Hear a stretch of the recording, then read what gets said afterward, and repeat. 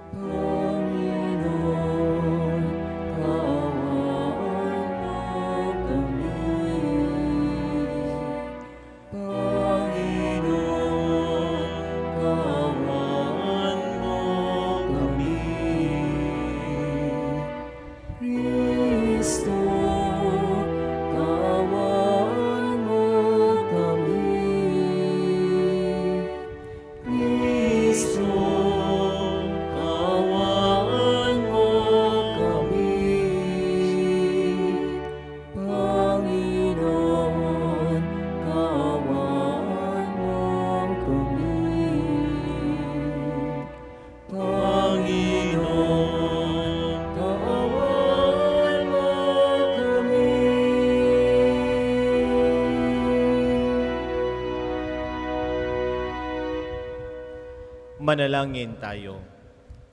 Ama naming makapangyarihan, ang paglingkuran ka ayon sa iyong kasiyahan ay kaloob na iyong ibinibigay sa iyong mga inirang. Gawin mong ang iyong mga pangako ay aming mapakinabangan ayon sa parang iyong kinalulugdan sa pamamagitan ni Jesucristo kasama ng Espiritu Santo magpas sa walang hanggan. Amen. Pagbasa mula sa sulat ni Apostol San Pablo sa mga taga-Pilipos.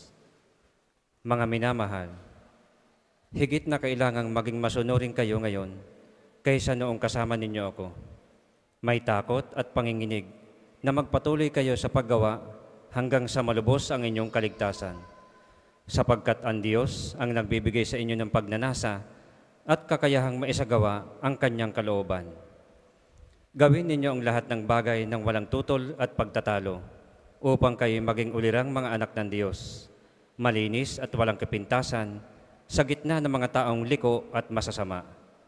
Sa gayon, magsisilbi kayong ilaw sa kanila tulad ng talang nagniningning sa kalangitan, samantalang inihahatid ninyo sa kanila ang balita ng kaligtasan. Pagdating ni Kristo ay may ipagmamalaki ko kayo sapagkat hindi nawala ng kabuluhan ang aking pagpapagal. Ikinagagala ko at hinahatian ko kayo ng aking kagalakan, kung ang dugo ko man ay maging handog bilang kaganapan ng paglilingkod ng inyong pananampalataya sa Diyos.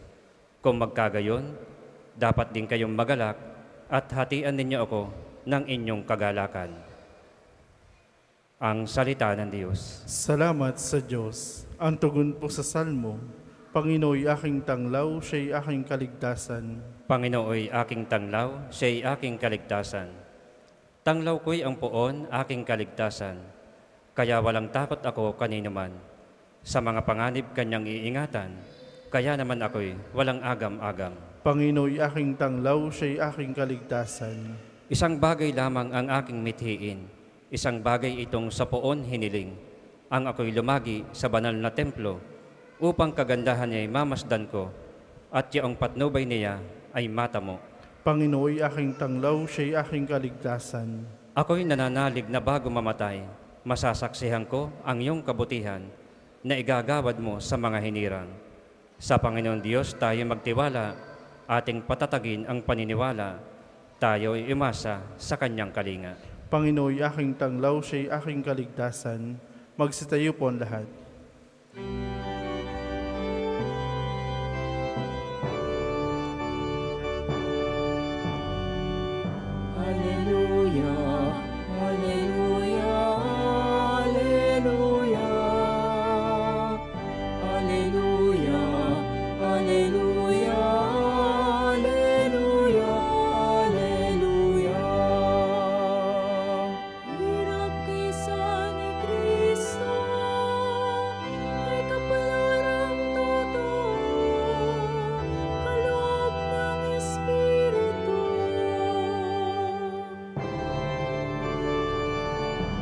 Alleluia, Alleluia, Alleluia. Alleluia, Alleluia, Alleluia, Alleluia.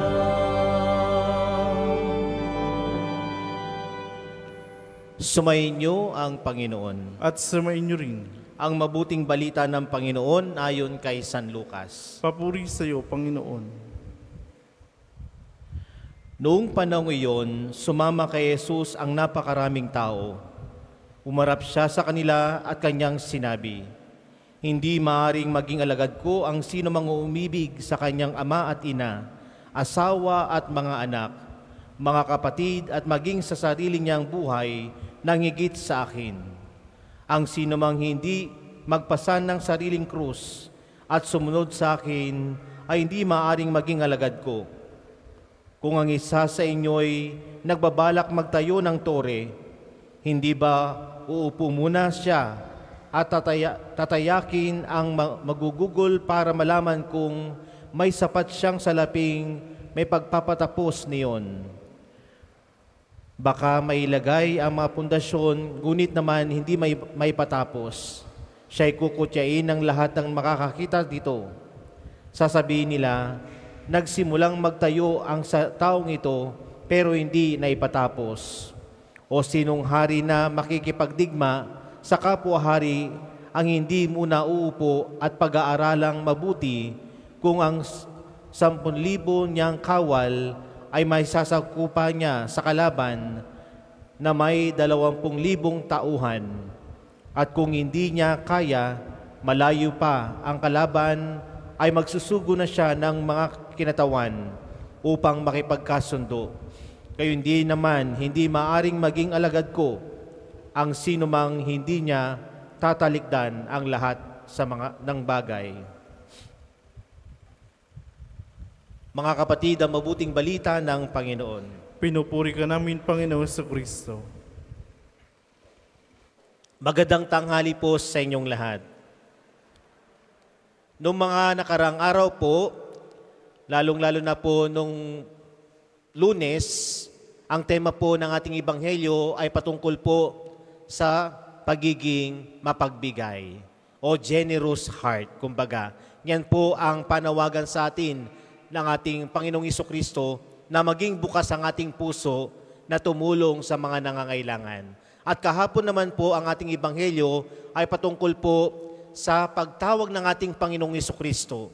Kung tayo ba ay tutugon o ang tema po ay ano ang priority natin sa buhay. Ngayon naman po mga kapatid, ang pagbasa po ay pagtawag ng Diyos bilang isang disipulo niya. Marahil kung titingnan po natin, napakahirap maging isang tagasunod ng ating Panginoong Jesucristo. Hindi lamang po kaming pari, kayo din ay minsan ay nahihirapan. Kaya mga kapatid, kung titingnan po natin, ano ba yung kailangan natin o sasabihin natin yung radikal na pagsunod? Ano ba yung kailangan para tayo makasunod? Una po ay kailangan buo ang ating desisyon na sumunod sa Kanya. Sapagkat pag hindi po buo ang ating desisyon, marahil marami po yang sagabal.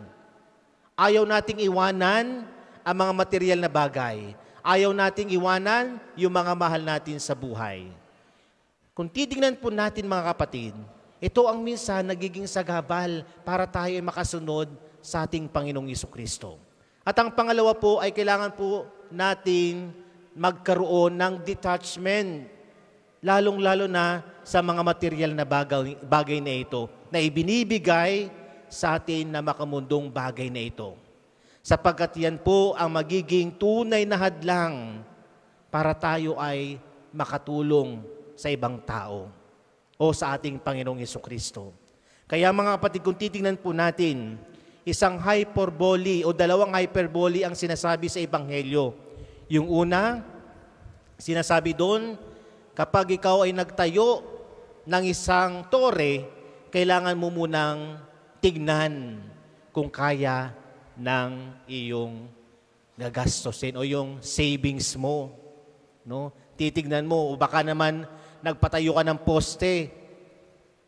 Ilang taon mo pang mapapaayos yun. No? Baka masira na mga poste, wala ka pang sapat na pangdagdag para yun ay matapos. Baka mamaya pag-usapan ka pa ng iyong mga kapitbahay. No? O kaya naman, ang pangalawang hyperbole na sinasabi sa Ebanghelyo ay yung isang hari na kailangan uupuan niya, pagplaplanuhan niya. Kung ito ba ay tama ako makipagdigma, kulang naman ang aking sapat na tauhan. Kailangan titignan din po natin. Kaya mga kapatid, isang bagay po at hamon po sa atin ng Ebanghelyo. At kung titignan din po natin, napakahirap pong maging isang disipulo ni Jesus. Pero kung inahamon po tayo ng Ebanghelyo na sana meron tayong buo na puso na iaalay natin sa ating Panginoong Jesucristo. Alam po natin, no? Mga bagay-bagay, mga problema, ito ay nagiging sagabal sa atin. Pero kung titingnan po natin, diyan tayo titibayin o diyan tayo magiging buo sa mga pagsubok na ito. Buo kung saan ang pangahawakan natin ay ang ating Panginoong Jesucristo. We need to all surrender, no? Magtiwala tayo. Sapagkat yan, meron ang plano ang Diyos para sa ating lahat. No? Wag po sana nating, ito ang plano ko. Kailangan ito ang mangyari sa akin. Pero hindi naman plano ng Diyos. Kaya pagkatiwalaan natin, panghawakan po natin ang plano ng Diyos. Wag po natin pangunahan. Ano po? Kaya kung titingnan din po natin mga kapatid, ngayong araw na ito, ang tanong po sa atin ngayon, handa ba tayong pasimulan na panghawakan si Jesus? Handa ba tayong isuko ang lahat ng mga excess na material na bagay para ito ang maging instrumento para tayo makatulong sa ibang tao, para makita nila ang ilaw ng Diyos? O sasabihin po natin, will I put following Christ kaysa iba't ibang relasyon? No? Marahil kung titingnan po natin mga kapatid, napakahirap sagutin ang mga tanong natin sa buhay. Pero kung pagkakatiwalaan natin si Jesus, marahil masasagot po natin. Kaya mga kapatid, sa tagpo ng ating buhay, ano po yung hamon po para sa atin ng Ebanghelyo? Ang hamon po para sa atin ng Ebanghelyo, handa ka bang isuko ang iyong sarili upang ikaw ay maging isang tulay para makita ng ibang tao ang liwanag ng Diyos? Sa ngalan ng Ama, ng Anak, at ng Espiritu Santo. Amen. Para po sa maghahandog ng sobre, pakihulog na lamang po sa buslo.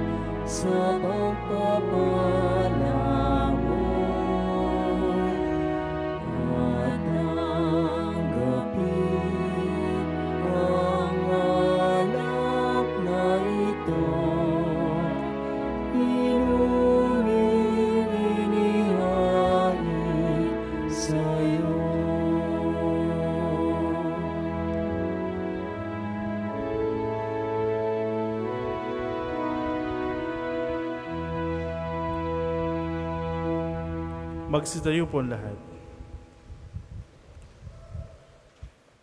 Manalangin kayo mga kapatid upang ang paghahain natin ay kalugdan ng Diyos amang makapangyarihan. Tanggapin nawa ng Panginoon itong paghahain sa iyong mga kamay, sa kapurihan niya at karangalan sa ating kapakinabangan at sa buong sambayanayang banal.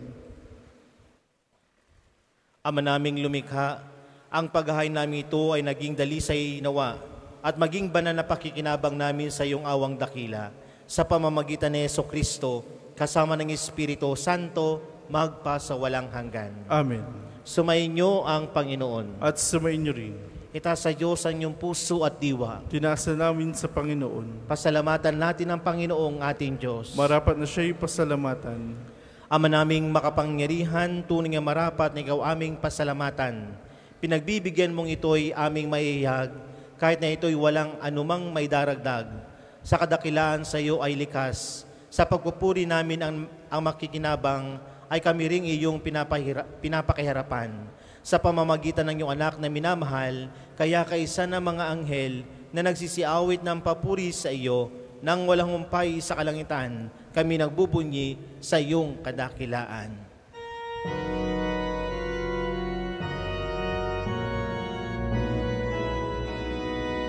Santo, Santo, Santo, Panginoong Diyos ng mga hukbo, napupuno ang langit at lupa ng kadakilan mo.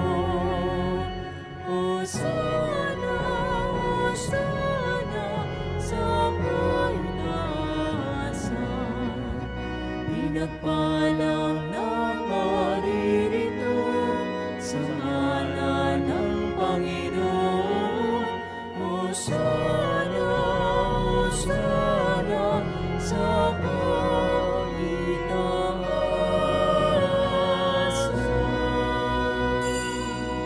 Kung hindi po kayang lumuhod, ay manatili pong nakatayo na may paggalang.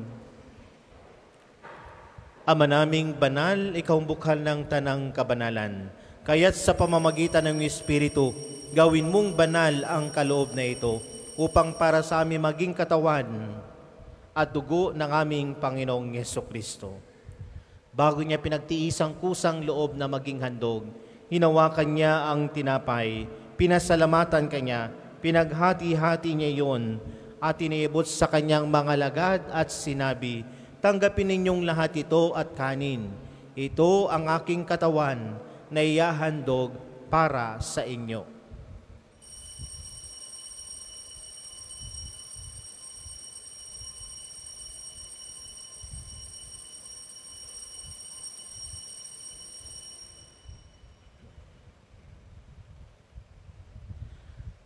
Gayun din naman, numatapos ang hapunan, hinawakan niya ang kalis.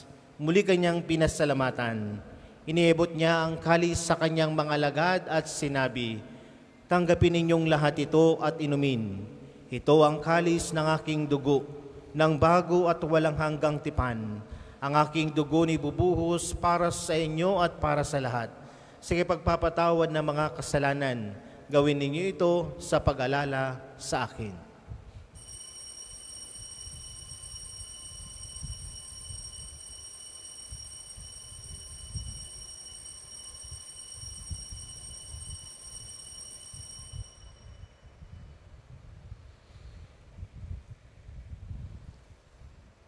Ipagbunyi natin ang misteryo ng pananampalataya. Si Kristo'y namatay, si Kristo'y nabuhay, si Kristo'y babalik sa wakas ng panahon. Ama, ginagaw namin ngayon ang pag-alala sa pagkamatay at muling pagkabuhay ng iyong anak.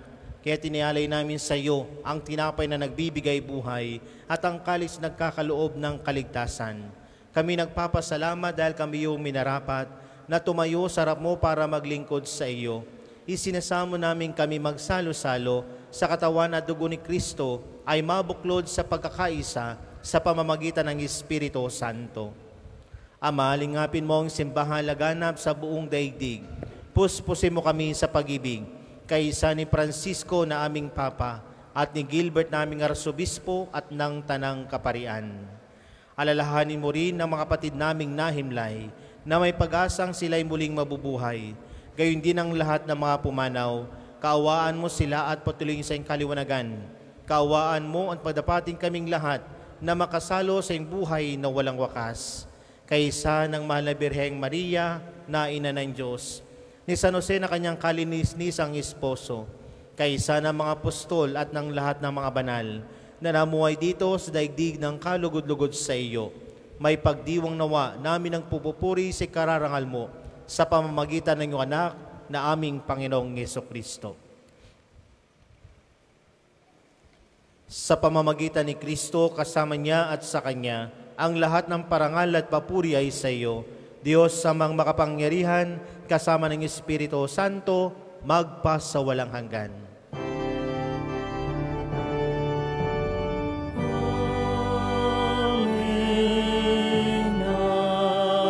Amen. Amen. Magstayo po lahat. Sa tagubilin na nakakagaling na utos at turo ni Jesus na Panginoon natin na Diyos, ipahayag natin ng lakas loob.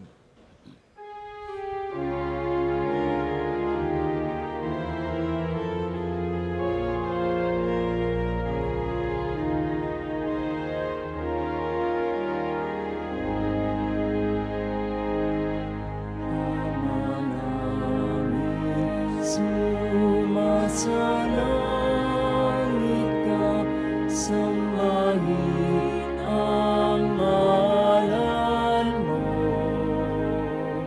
Mapasa amin ang kaharian mo, sundin ang loob mo. Dito sa lupa para ng sa langit. Bigyan mo kami ngayon ng aming kakanin sa araw-araw.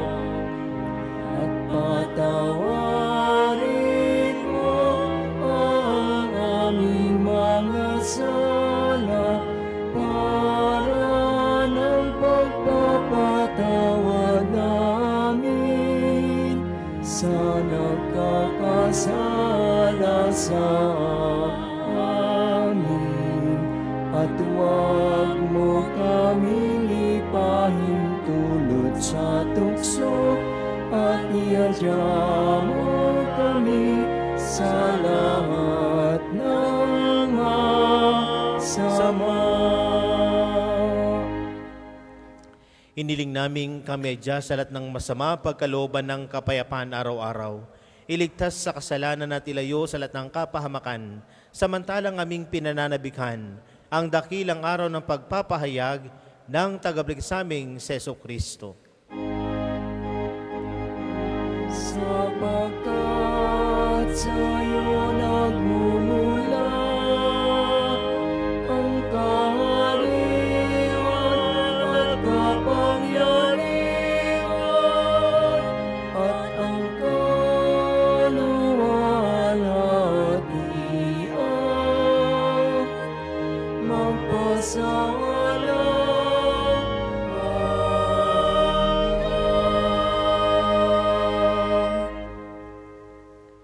Panginoong Jesucristo, sinabi mo sa mga apostol, kapayapaan iniwan ko sa inyo.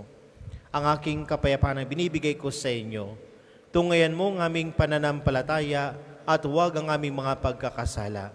Pagkalooban mo kami ng kapayapaan at pagkakaisa ayon sa iyong kalooban, kasama ng Espiritu Santo, magpasawalang hanggan. Amen.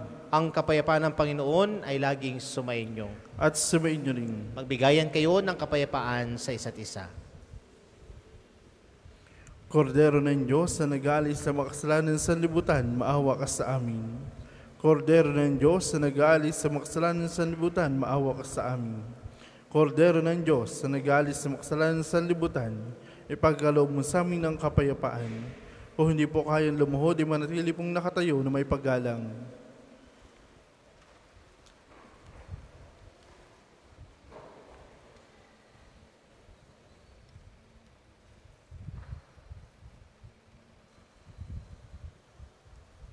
Ito ang kordero ng Diyos. Ito ang nag-aalis ng mga kasalanan ng sanlibutan. Mapalad ang mga iniyahan sa kanyang piging. Panginoon, hindi ako dapat na magpatuloy sa iyo. Ngunit sa isang salita mo lamang ay gagaling na ako.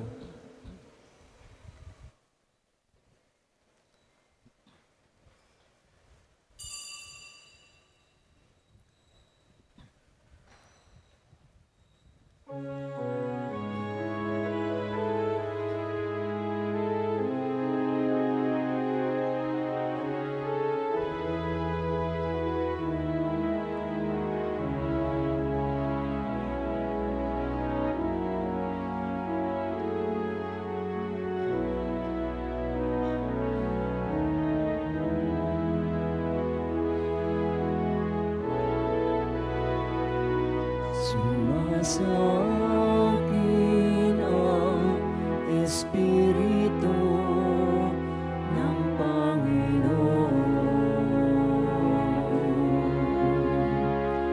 Ako'y hinirang niya upang tumugon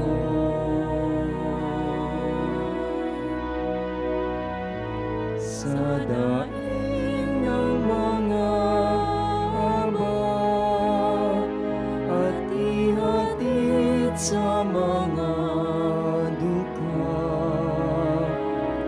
ang magandang balita ng kaligtasan.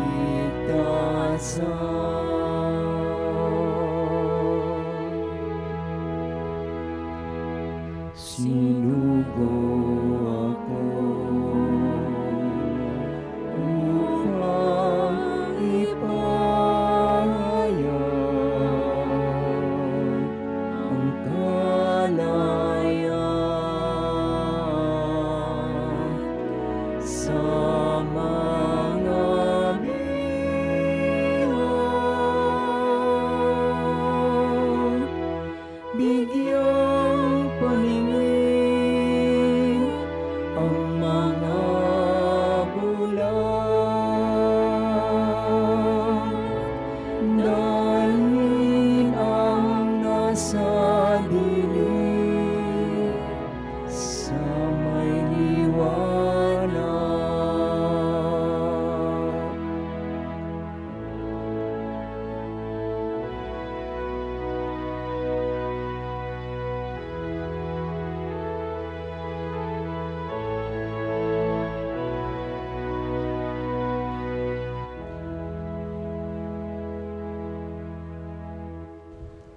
Ang second collection po ay para sa patuloy na pagpapaunlad ng parokya at pambansang dambana ni Santo Padre Pio at para sa pangangailangan ng matatanda at may sakit na paring ng Archdiocese ng Lipa. Salamat po sa inyong handog.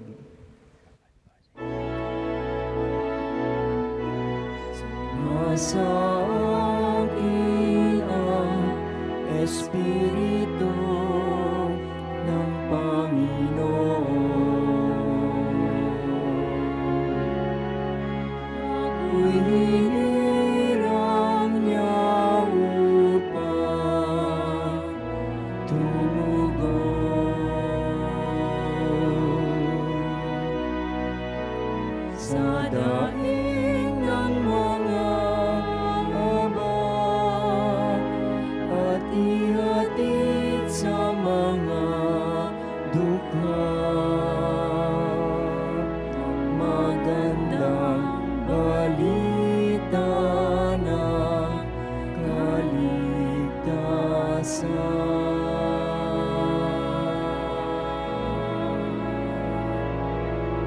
Ang magandang balita ng kaligtasan.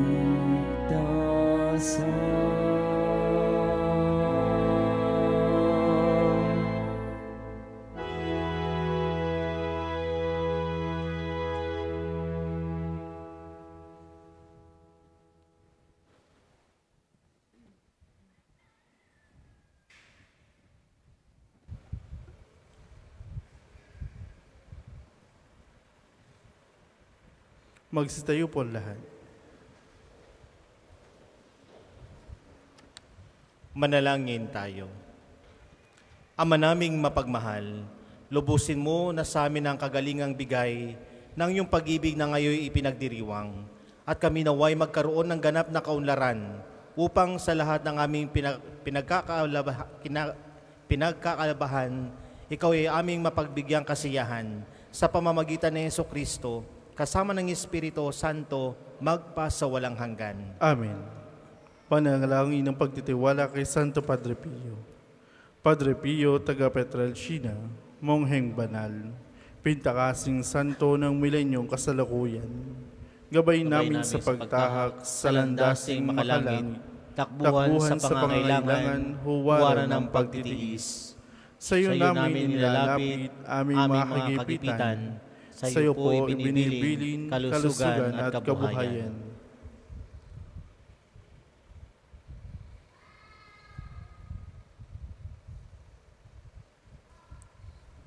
Di man karapat-dapat, kami po ay pagbigyan, bendisyonan at basbasan, maging ganap sa buhay. Lumayo nawa kami, umiwas sa kasalanan, lumapit lagi sa Diyos, maging matatag at matibay. Sa mabuting balita ng pagliligtas, turuan mo kami nawa, sa tuwing na ay makinig, magnilay at sumampalataya. Amin pong pakiusap itong mga kahilingan. Puso ay nagsisisig, nagtitikang taimtiman. Di na muling mag-asala, sunod lagi sa Diyos Amang, kaysa ng Espiritu at ni Jesus sa tagapamagitan. Amen. Magsipo mo na po lahat para sa ilang patalastas. Una, sa inyong pagdalaw sa pambansang dambana, mangyaring pakingatan ng inyong mga personal na gamit. Hangad namin ang isang matiwasay at maayos na pagbisita sa National Shrine.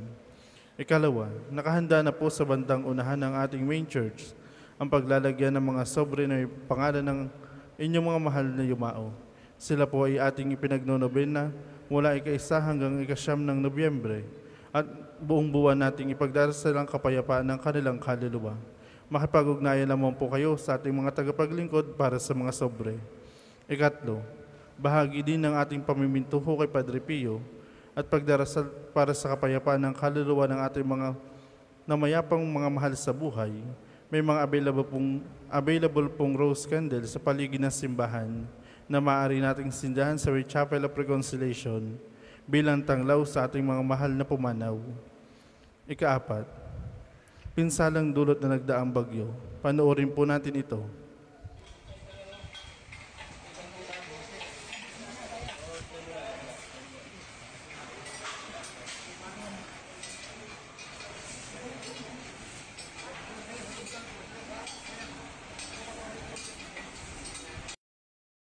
Dahil po dito mga kapiyo, pansamantala pong wala muna tayong parking space na magagamit sa loob ng pambansang dambana dahil sa pagkasira ng tulay, papuntang parking area mula sa parking aid. Ay mga tao lamang ang maaaring makapasok at limited parking slot ang meron doon. Maraming salamat po sa inyong pangunawa at asahan natin ang mga matitinding traffic, lalo na kung Sabado at Linggo. Ikalima, pakinggan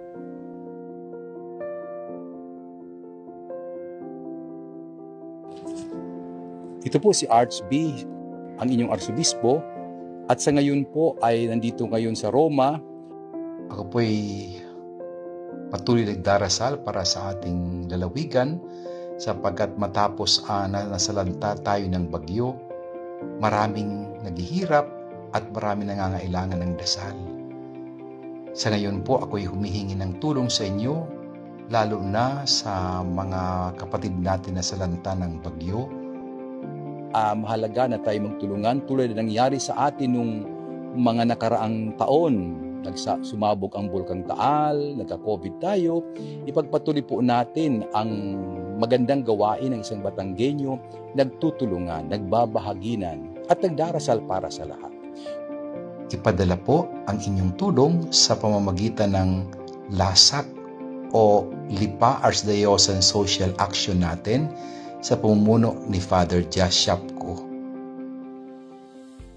So maraming salamat po sa inyong pakikinig at patuloy pong inyong asahan ang arsobispo na nagdarasal para sa atin at patuloy tayong binibigyan ng pagkakataon ng Diyos upang makilala na hindi tayo iniiwan ng Diyos. Pagpalain tayong lahat.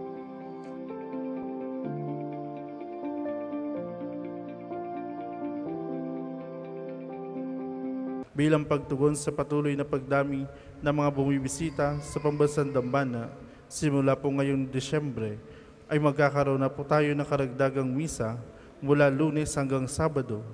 Ang mga bagong oras ng misa ay makikita nyo po sa ating mga screen. Gayon din, ninanais nating limitahan ang mga bilang ng live stream ng mga misa at magdagdag ng mga karagdagang live stream para sa mga Angelus at Rosary tuwing ika-12 ng tanghali at Divine Mercy Chaplet tuwing ika-3 ng hapon. Mangyari magabayan ko kayo ng mga pagbabago ng ating mga schedule ad experimentum simula sa Disyembre. Ang susunod pong misa ay sa ganap na ika-2 ng hapon. Maraming salamat po at mangyaring panatilihin natin ang kalinisan, katahimikan at diwa ng pananalangin sa loob at labas ng ating simbahan. Magsitayo na po ang lahat para sa pagbabasbas ng religious articles. Mga kapatid, manalangin tayo sa Diyos sa mga makapangyarihan upang tayo maging kawangis ni Kristo sa taimtim na pagdalangin sa tulong ng mga larawan at mga dasalan. O Panginoon Diyos, Ikaw ang bukan ng lahat ng pagpapala at biyaya. Ibuhos mo ang iyong bendisyon sa mga gamit na ito sa pananalangin, mga rosaryo, imahen, dasalan na nagpapaalala ng iyong kabutihan, kabanalan at pagmamahal sa amin, upang ang lahat ng dumudulog at magdasal gamit ang mga ito ay magtamo ng iyong awa at biyaya. Loobin mong tularan nila ang kabanalan at aral ng Panginoon at ng mga santo magpasawalang hanggan. Amen. Ama namin, sumasalangit ka, sambahin ang ngalan mo, mapasa amin ang kaharian mo, sundin ang loob mo dito sa lupa para ng sa langit. Bigyan mo kami ngayon ng aming kakanin sa araw-araw, at patawarin mo kami sa aming mga sala, para ng pagpapatawad namin sa nagkakasala sa amin. At huwag mo kami pahintulo sa tukso, at adya mo kami sa lahat ng masama. Amen. Aba, Ginoong Maria, napupuno ka ng grasya. Ang Panginoong Diyos ay sumasa iyo. Bukod kang pinagpala sa babaeng lahat at pinagpala naman ang iyong anak si Jesus. Santa Maria, Ina ng Diyos, ipanalangin mo kayong makasalanan, ngayon at kung kami mamatay. Amen.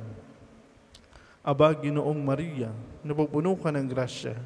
Ang Panginoon Diyos ay sumasa iyo. Bukod kang pinagpala sa babaeng lahat at pinagpala naman ang iyong anak si Jesus. Santa Maria, Ina ng Diyos, panalangin mo kayong makasalanan, ngayon at kung kami mamatay. Amen. Aba, Ginoong Maria, napupuno ka ng grasya. Ang Panginoon Diyos ay sumasa iyo. Bukod kang pinagpala sa babaeng lahat at pinagpala naman ang iyong anak si Jesus. Santa Maria, Ina ng Diyos, panalangin mo kayong makasalanan, ngayon at kung kami mamamatay. Amen. Aba, Ginoong Maria, napupuno ka ng grasya. Ang Panginoon Diyos ay sumasa iyo. Bukod kang pinagpala sa babaeng lahat at pinagpala naman ang iyong anak si Jesus. Santa Maria, Ina ng Diyos, panalangin mo kayong makasalanan, ngayon at kung kami mamamatay. Amen.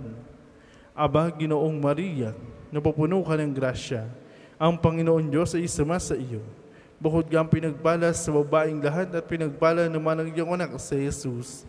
Santa Maria, Ina ng Diyos, panalangin mo kayong makasalanan, ngayon at kung kami mamatay. Amen. Luwalhati sa Ama, sa Anak, at sa Espiritu Santo, kapara nung sa una ngayon at magpakailanman magpasawalang hanggan. Amen.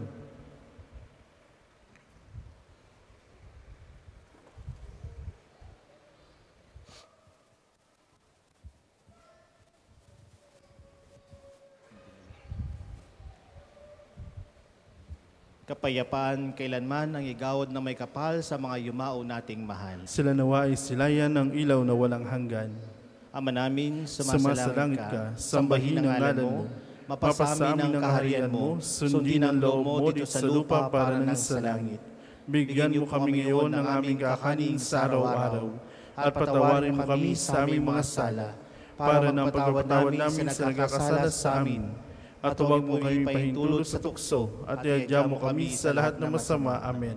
Aba, Ginong Maria, Napupuno ka ng grasya. Ang Panginoong Diyos ay sumasa iyo. Bukod kang pinagpala sa babaeng lahat at pinagpala naman ang iyong anak si Jesus. Santa Maria, Ina ng Diyos, panalangin mo kayong makasalanan, ngayon at kung kami mamamatay. Amen. Luwalhati sa Ama, sa Anak, sa Espiritu Santo. Kapara nung una ngayon at magpakailanman magpasawalang hanggan. Amen.